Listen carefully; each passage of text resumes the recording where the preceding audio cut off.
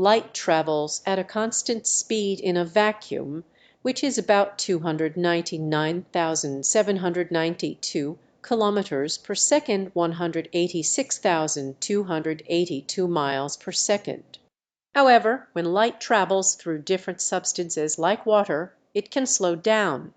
This is because the atoms and molecules in those substances interact with the light, causing it to take a longer path to travel a certain distance.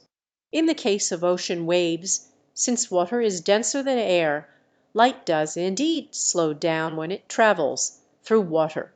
However, the difference in speed is relatively small and may not be noticeable to the naked eye. Light still moves pretty quickly through water, just not as fast as it does through a vacuum or air.